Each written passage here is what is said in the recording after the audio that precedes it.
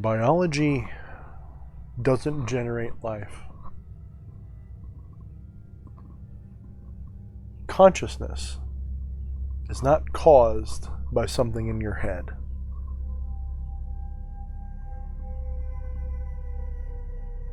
Life generates biology. Life filters through the mechanisms of your biology.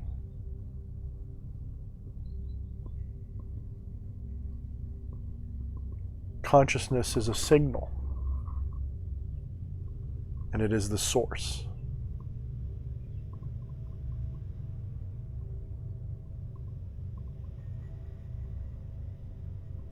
Life did not originate on Earth.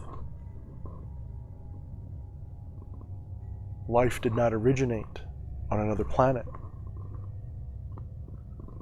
Life has always been here.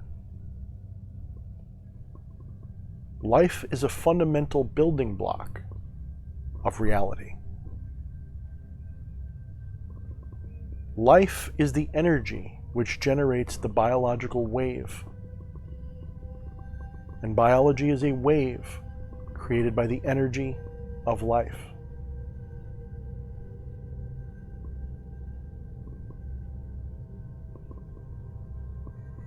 Life does not seek to enter biology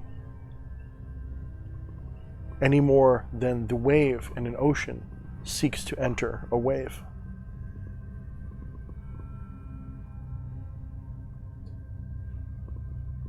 If you were to disrupt the surface of the ocean, if you were to stop a wave on the surface of the ocean, you don't stop the wave. You stop what's going on the surface.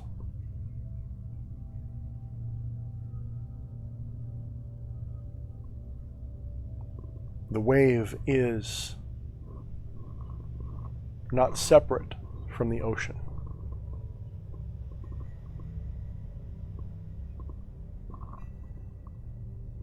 You are the ocean of life. You are not that wave.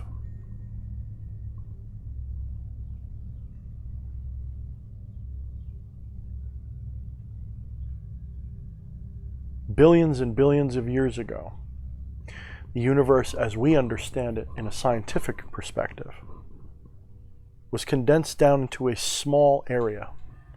Some say a point, a singularity, although that idea has been kind of tossed out. Now they think it was just a very small space. A finite space, if you will. Not an infinite space.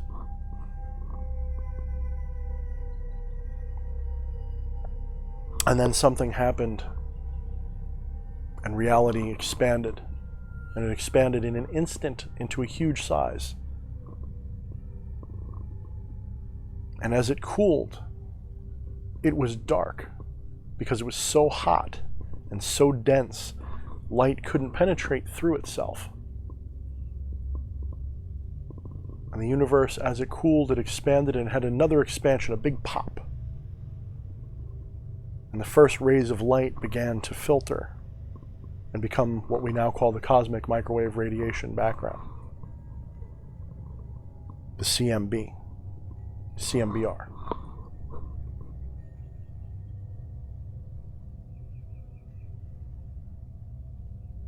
Let there be light, said the universe. And there was light. It's amazing that that part of the Bible seems accurate. But we have to remember that the Semitic Bible, the Abrahamic Bible, the Judeo-Christian Bible, is a plagiarism. It was a thing that was taken from the legends of antiquity, from a civilization that would have been as ancient to the Jews of the original Canaanite culture as the origin of the Jewish people is to us today. When the first Abrahamist walked the earth and began to separate their cult from the Canaanites, these ideas were already known for generations, for thousands of years. The idea of creation, of the flood, the Tower of Babel, all of these things had already happened.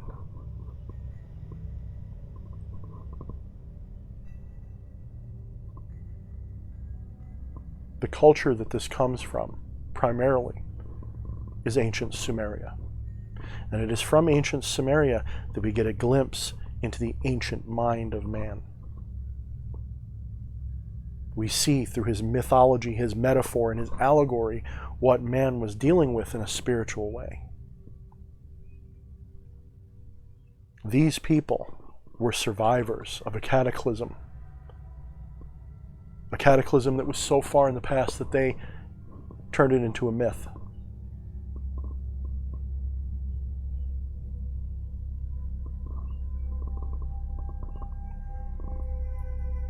Where did man come from, really? What are the true origins of mankind? What role, if any, did the spirit world play? Were we created? Was the universe created? Biology is a product of life. Life is not a product of biology. You, in some form, existed even then. You have no memory of it, just like you have no memory of being a 2-year-old. But you still were there. Just like you have no memory of the dream you had last week. But you were still there. What you are is timeless and immortal. What this is your avatar. The ancient Sumerian belief, their creation myth, which I'm learning a little bit now, of course. I'm not much of the bookworm, as many of you know. I go by other methods to get my unverified personal gnosis that we all value so much. I've been shown things that blew my mind, been taken places I didn't even know could be real. And I have more questions than I have answers. And the things that I think I know are just one small fragment of the puzzle, and I know others have them. But I don't want to hear them. Honestly, I'm tired of people coming and proclaiming it's this, it's that, 6 other things. I mean that in the nicest possible way. I'm trying to find out for myself. I'm obstinate. I don't want your unverified personal gnosis. I want mine. And the only exceptions, they know who they are. I want to validate what I'm finding, independent of what you're saying. I don't want your ideas to pollute mine. I want to tell you what I believe, what I've discovered, and what I've learned through my spiritual work. And then when I compare that to what science, anthropology, mythology, and my fellow occultists have found, I start to write it down, and I start to keep a record, and I start to think about it. Let me give you my current timeline of human development. This is by no means set in stone. This is by no means final. This is by no means accurate. This is a fantasy that I currently use as my own personal unverified gnosis. If you don't like it, turn it off. Don't use it. If you say, that sounds like mine, but it has this in it, so be it. You can make your comments. I'm not saying don't tell me at all. I'm just saying I'm not really interested. I want to know my gnosis. Maybe I'll be guided to the ones that I'm supposed to see. Sometime in antiquity, thousands, perhaps hundreds of thousands, perhaps 1 million years ago, humanity, I believe, was not a tree-swinging monkey, nor was mankind a field-grazing ape. I believe humanity was an aquatic being. Humanity was a primate, but it was like those primates that live in the hot springs. We had developed in a swampy environment, somewhere on the west coast of Africa, perhaps.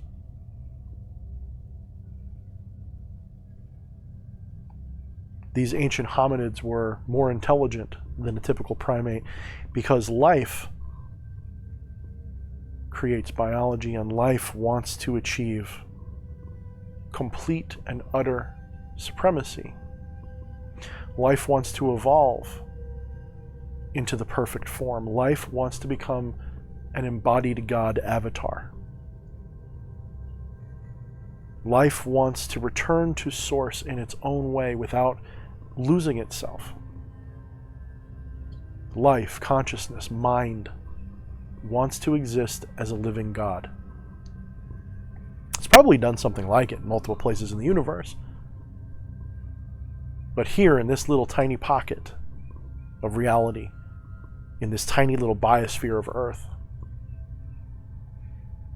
the seeds of life perhaps planted, the life we call biological life, planted perhaps from panspermia, but life was always there. May not have been cellular life, may not have been microbial, but it seeded this earth, and life prospered here. It improved the biology, leading to these aquatic hominids, these aquatic apes that made their living in the water. They could swim. They had the mammalian gag reflex that all aquatic mammals have. Causes our passages to close so that we don't drown when we go underwater. Our bodies are not designed to retain water like many other desert-dwelling animals, which we thought we were. They sweat profusely. We lose water. We burn to the sun.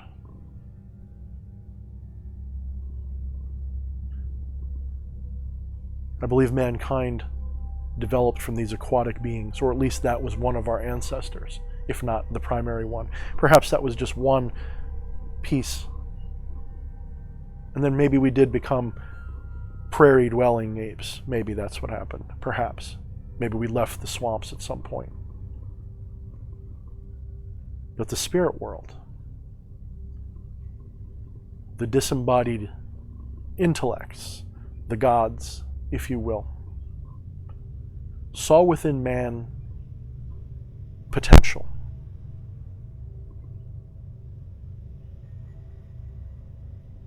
And the Sumerian epics tell us of the gods and their wars with one another and their battles for supremacy. And I'm sure most of that is allegorical, mythological.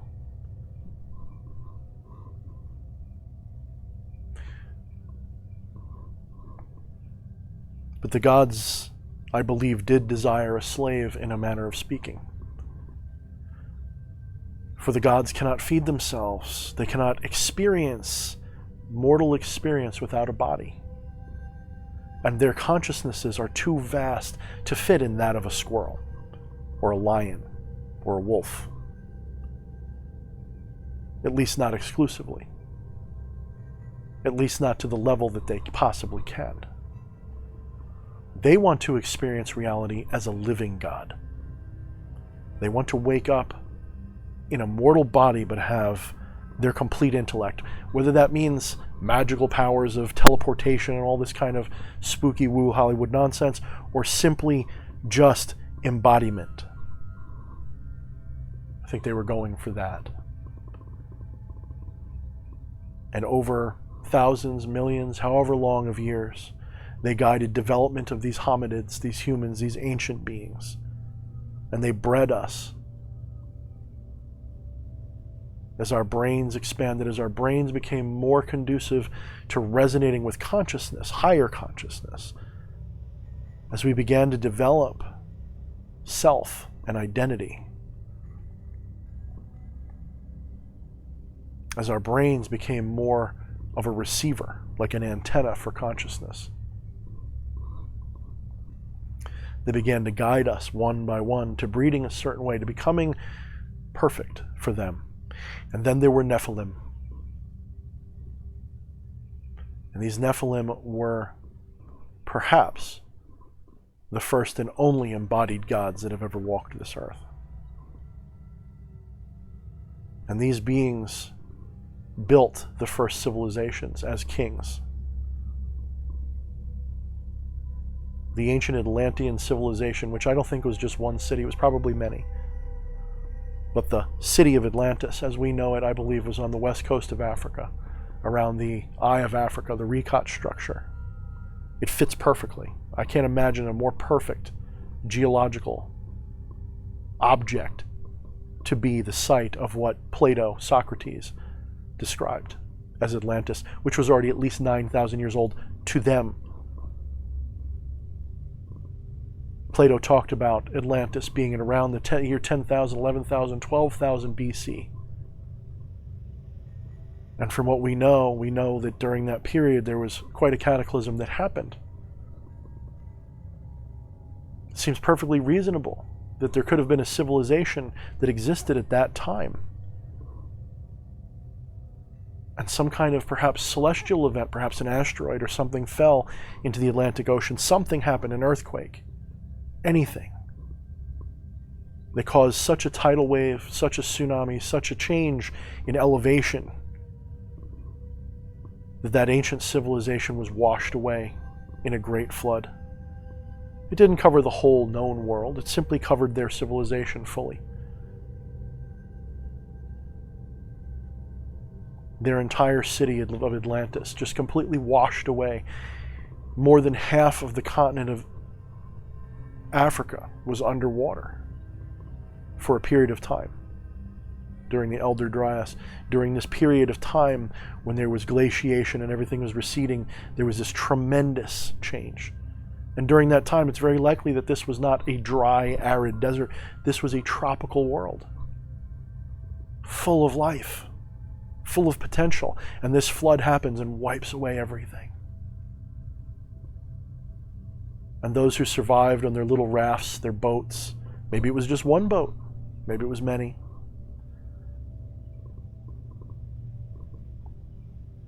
I don't believe the Semitic story is true. I don't believe the Abrahamic story is true.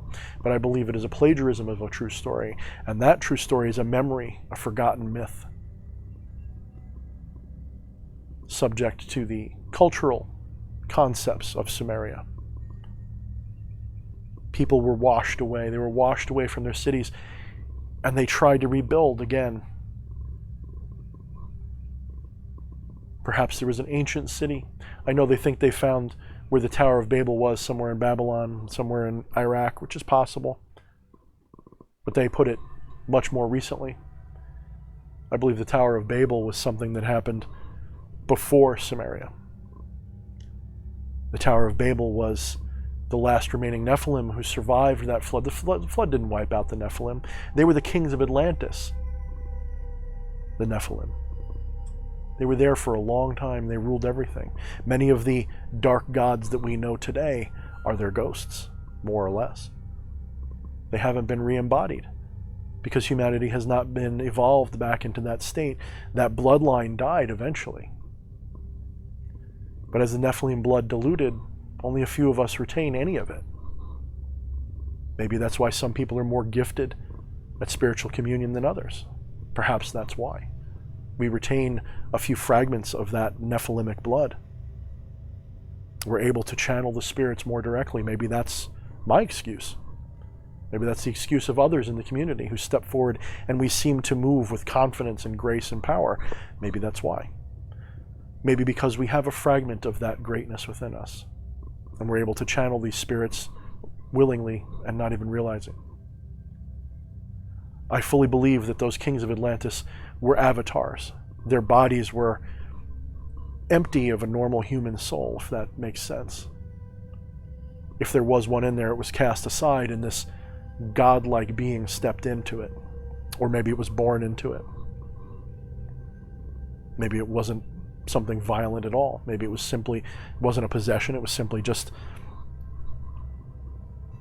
while the mother was pregnant, the god was invoked into the womb. Why not? Maybe that still happens and they just hide themselves now. Think about it. These beings these mighty, majestic, celestial beings, these gods, these compound consciousnesses, whatever they are, walking the earth as living human beings, as Nephilim, as giants. They might have been oversized, perhaps even. You know, a lot of genetic mutation requires things, you know, like dogs look the way they do because they've been domesticated. They've been compared to, I think it's called Williams syndrome, I believe. Maybe I'm wrong, but look it up. They evolved to be people pleasers, and that changed their biology. They look different because of it. It's changed their shape. Well, it can change their size as well. Things we do to something's mind can change its body in breeding sense. So maybe it's very likely that the original Nephilim were bigger than average. 6, 7, 8 feet tall, perhaps. That's big enough to be a giant if the average human being is 4 or 5 feet tall. Think about it. Notice how a lot of people who do what we do today are tall. They're big. Very rarely are they small people. It happens, of course. Of course it happens. But notice the proclivity of people to be 6'3", 6'1", 7 almost. They're giants running around, aren't we? Nah, I know, I'm just kidding around with some of that. It just sounds kind of like a way to stroke my own ego because I'm a big guy. But I've noticed it, haven't you? Seems to be a way of things, doesn't it? Mankind survives this flood and tries to build civilizations around the world again. And they fail because they are without their leaders. They're broken apart. They've lost their civilization. Their culture is splintered. Survivors are washed all over the knowable world at the time.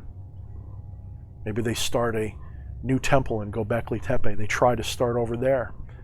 10,000 BC, they had this hunter-gatherer society, builds the equivalent of a Stonehenge. Greater than a Stonehenge, in fact, in some ways. Giant obelisk stones carved with very similar style carvings that we would see in other ancient cultures. Not quite megalithic, but still incredible. And these guys were cavemen, banging rocks together to make a fire.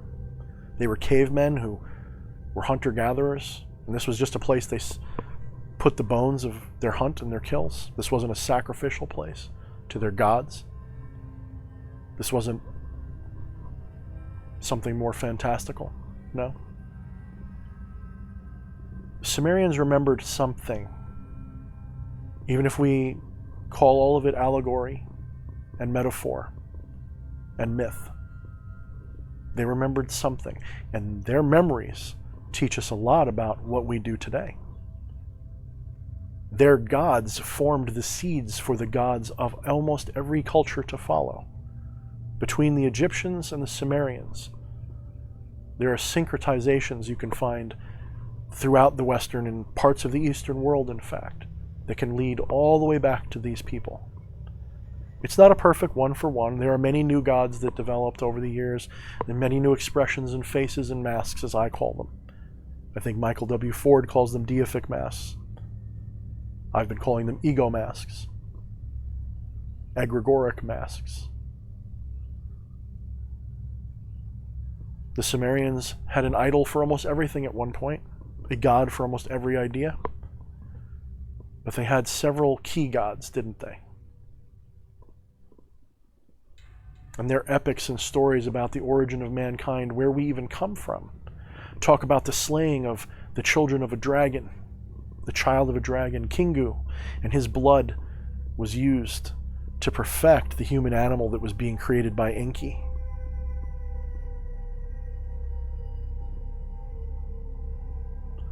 Enki. Enki, Ea. Lucifer. Did you know that? Look it up. Some people know it. I've actually seen some people on Facebook say it. And I'm always like, ooh, I want to say something. Maybe it's not that hidden. Is it hidden? Do you think it's hidden? Put me in the comments if you think it's hidden. Did you know that? Enki. Ea. Lucifer. Of course, Lucifer is the modern incarnation of that consciousness. And it's not the only one. There's others in other cultures. Same consciousness, different mask. It's always been there. And there's many of them. You're going to find, if you look deep enough, that the story of mankind, like that goofy movie, that goofy book, the Da Vinci Code, the secrets that run so deep in our culture, that have been wiped clean by war and crusade, spiritual pillaging. One nation's gods become another nation's demons. The Christians demonized the gods of old, and we had to turn them into demons to remember them. And now we work with these demons. And they're perfectly happy with it because that's just one mask that they wear. Marbas was Bast. Vine was Mahis.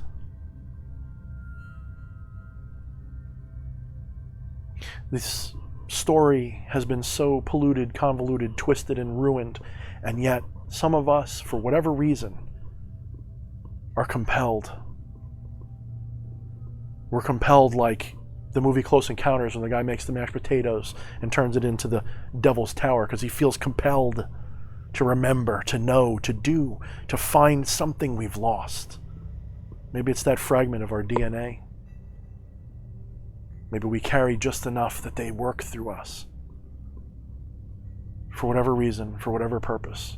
I know they're not working through me just to make me cool. I know it's bigger than just me. It's bigger than any one of us. It's bigger than any other occultist or any other spiritualist that senses them. Our reward is our ascension, but that ascension is remembering. That blood of Kingu runs in our veins. Maybe that's what we are. Maybe we are a dragon that has died, that was killed, and our blood, our soul, became the seed for billions and billions of lives to come. Perhaps. That is just one story, just one possibility, just one superstitious chain of events that could be. Allegorical, metaphorical, metaphysical. I'm not saying it's fact. All of this is just speculation, story, and just fun. I don't expect you to believe it. Don't expect you to practice it. But if you already know it, if you've heard the same story from these beings over and over again, and you've been waiting for someone else to say it, well, here I am. And I know some of you are going to say ancient aliens. It was the Pleiadians. They came to Earth and they changed humans, and reptiles are here, and there's all this cool stuff, and it's really just UFOs and aliens and stuff. That's fine. That's your mythology, and if it works for you, it works for you. I'm not saying it's not true. I'm just saying I don't really walk that path. That's not where it comes from for me. And I'm not saying there are no aliens. I'm not saying that there isn't any life in the universe besides us. I am convinced because I've met with them in my own psychic awareness. Not in the way like I've talked to them, not like Crowley and Lam, but I've seen in my astral sight what must be alien worlds with other beings living on them in ways that I can't describe in my own way, so I come up with masks for them to wear. They have tentacles and they look weird and they have their little ways. Some of them are advanced, some of them are inferior, some are so advanced that they are the gods themselves, perhaps. Perhaps that is what the aliens are. They're disembodied or non-local beings. They are non-local consciousness floating through the ether of reality. And the reality that we see is an illusion anyway. And they see it for what it is. And they try to uplift us. And as I said earlier, why? Because life wants to perfect its expression in the material world so that it can become a living embodiment of life, a perfect avatar for God, source, consciousness. And somewhere in the millions and trillions of years to come, someone, one of us, one being, one soul, one mind, perhaps all of us, perhaps none of us, perhaps humanity's goal and destiny is to just fade and disappear. We're a failed experiment. But somewhere out there in the darkness to come, at the end of time, when everything dissolves and entropy completely rules, a mind will awaken. Some creepy crawly thing will fully invoke the God form that it is, becoming pure, disembodied and embodied godliness in one spot, and let there be light will happen all over again. In that dark, dark future, perhaps. Maybe tomorrow. Maybe tomorrow one of us will fully ascend. We'll do the right ritual. We'll wake up one day and go, you know what? Not only do I know I'm God, but I know I'm God, and I can snap my fingers and all reality will do what I want. Maybe that's exactly what happens. Maybe that's what happens when you die. Because you don't die, your body stops. Your body goes away. You become disembodied like the gods that we work with. Because I believe we are no different than them. I think that we are like them, but we are not inferior, but our biology limits us. We are the gods, or God, perhaps we're Kingu, who has chosen to split himself into an infinite number of aspects, becoming mortal human beings, trying to find a way to embody himself in a perfect God form. Perhaps. Perhaps. All perhaps, right? Just a story. I do hope you like this story. That is what it is. It's speculative. It's a flight of fancy. It's where I'm at in my own unverified personal gnosis. And it's not the whole story.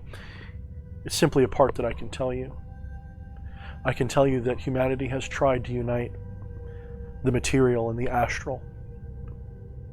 And it has tried to do this at least twice. It has tried to unify the universe to bring to birth a fully embodied God being. Not a disembodied one, but an embodied God mind. And each time it required a tower. Didn't matter how tall. The tower is a symbol. As it reaches into the heavens reaches down into it. And if the two ever meet,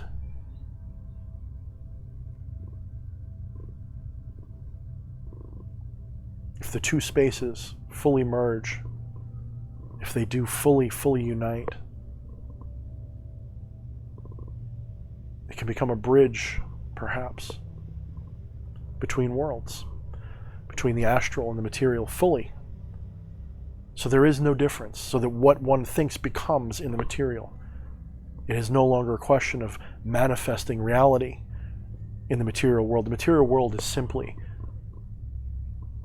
the maelstrom, and it is swept into the shape of the mind as it desires. That is the goal of the sorcerer. That is the goal of all of us, whether we are Luciferian, left-hand path, seeking ascension, seeking liberation, seeking enlightenment under a different course. Are we not seeking to unify the subjective and objective in a perfect union where what one thinks simply materializes as material, and what is material becomes thought, and they're indistinguishable? Wouldn't it be grand if you could just think a sunrise and it happens? In a way you already do. You just don't know it. So what are we talking about? A lack of focus, a lack of awareness, a lack of unification of our mind, body, and spirit, and that is what the Trinity of Self is for. It is a way, it is a mechanic, it is a tool, it is a symbol, inferior as it is, as Azazel told me. Inferior as it is, it's better than most.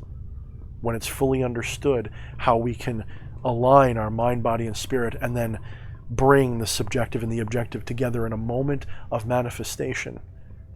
It's like training wheels. And occasionally it works, and when it does, the chills and the suspense and the synchronicity and the amazement, that moment of magic being real, is unlike anything. It's better than sex. It's better than anything that you can ever experience. Because you know for a split second you're a god in a body. And your body doesn't possess you at all. Your body is a possession of the universe. It's a possession of life. It's a possession of God. And you are that. And I don't mean that God that everyone finds to be so arrogant where I'm a god and you're not. No, we're all that force, that source. Whether you're a pantheist or not, you are that, for which there can be no more thater. I know, it's not very good English, is it? When you recognize that there is, if not literal truth, spiritual truth in the things that I'm saying to you.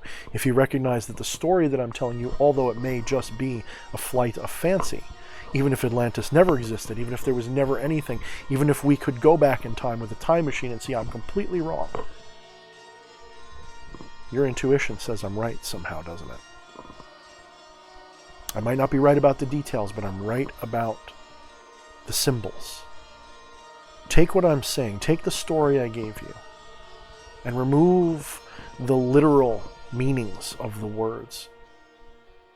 Watch this video again and try to understand the symbolic center of what I'm saying to you. Remove the cultural syntax so that you're not distracted by the names of gods and this idea of a creation myth, that humans were aquatic apes, or any of that stuff. Of course, you have to ask yourself why the Sumerians were so obsessed with the gods being aquatic. You have to ask yourself a lot of these things. Why Atlantis was said to be ruled by Poseidon and his children, Atlas, Enki, Poseidon, Neptune, Ea. There's a lot out there. Are you looking for it? Have you asked? Anyway, guys, if you found this Flight of Fancy fun to listen to, if you want to hear more of them, give me a like, a comment, a subscribe. And of course, in the description of this video is links to my books, my Patreon, and now I've got Teespring, which has some really cool products in it. I'll probably put like somewhere on the screen, whatever. Go there right away if you want to purchase any of my products. I've just released a bunch of tapestries. I'm gonna, almost every day or once a week, I'm gonna be releasing some new stuff as long as I can. I have to do posters for each of the Goetic kings, and then eventually I want to put out tapestry that will have all 9 plus Lucifer in the middle. If you guys are interested in that stuff, check on my Teespring from time to time, but make sure you go there now if you see anything that you want. I have ritual mats there that are of the Trinity of Self. This is actually not one of them that's for sale. This is something I got somewhere else, but the ones that I have set up there are huge. They're going to be something like 60 inches by 48 is the smallest tapestry, and the biggest one is 104 by I think 60 something. So we're talking big, big, big tapestries. You can use them as ritual mats. You can use them as altar cloths, potentially, if you got a big enough altar top. And you can absolutely set them up in your ritual chamber as a ritual focus. The Trinity of Self does not have to go on your altar table. It doesn't have to go on the floor. You can hang it in your ritual space and observe it and meditate on it while you do your rituals in front of you on the table. You can, of course, put it on the ground and use it as a ground symbol. I scratch the Trinity of Self into sand and use it that way all the time. So check out what I got there. You'll probably really like my Lucifer, Oh Lucifer. It's one of my favorite products. It's one of my favorite invocations. And anyway, enough with the sales pitch, right? Enough with the sellout stuff. Anyway, guys, if you like what I'm doing, like I said, like, subscribe, comment. That's all you got to do. I really appreciate you. And until next time, mind the shadows.